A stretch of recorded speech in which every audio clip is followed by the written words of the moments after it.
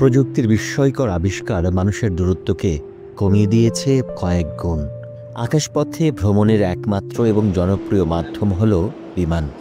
তবে যাত্রীবাহী বিমানের জন্য সবার আগে মাথায় রাখা হয় যাত্রীদের নিরাপত্তার বিষয়টি। তাই যারা এই বিমান পরিচালনা করেন তারা থাকেন সর্বোচ্চ সতর্কতায়। তেমনই অনেক সতর্কতার একটি খাবার সচেতনতা। স্ন্যাক্স বক্স আর পানি আসলে আমাদেরকে এখন দেওয়া হলো। আমরা দেখি ভেতরে কি আছে। একটা বিস্কিট আর একটা স্যান্ডউইচ আর এক গ্লাস পানি আসলে এখানে দেওয়া হলো। স্যান্ডউইচটা অনেক ভালো মনে হচ্ছে। ওকে, ইউএস বাংলার এই ফ্লাইটের মধ্যে যে বিস্কিট, স্যান্ডউইচ এবং পানি দেওয়া হয়েছে সেখানে আপনারা দেখতে পাচ্ছেন সবাই মজা করে খাচ্ছে। যদিও আমি এখন খাচ্ছি না, আমি শুধু ভিডিও করছি।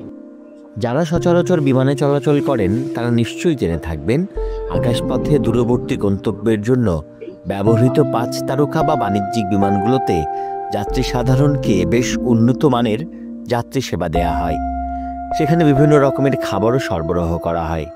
তবে যাত্রীদের যে খাবার দেয়া হয় সে খাবার খান না বিমানের পাইলট, কোপাইলট, ক্রু এবং ফ্লাইট ইঞ্জিনিয়াররা।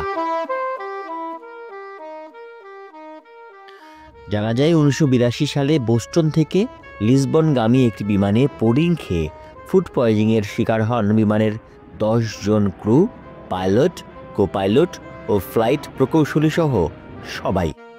যদিও পরবর্তীতে বিমানটি গন্তব্যস্থল লিসবনে না পৌঁছে বোস্টনে জরুরি অবতরণ করে।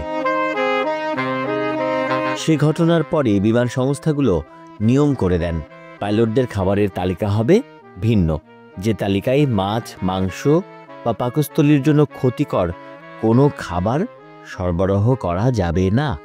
শুধু তাই নয়, পাইলট ও কোপাইলটের খাবারের তালিকাও হয় ভিন্ন, যাতে কেউ একজন অসুস্থ হলেও অপরজন বাকি দায়িত্ব পালন করতে কোনো বেগ পেতে না হয়। এছাড়াও আকাশপথে সব ধরনের নিরাপত্তা নিশ্চিত করতে ককপিটে পাইলটের সঙ্গে কে কে থাকবেন তাও নির্ধারিত করে দেন ফ্লাইটের ক্যাপ্টেন।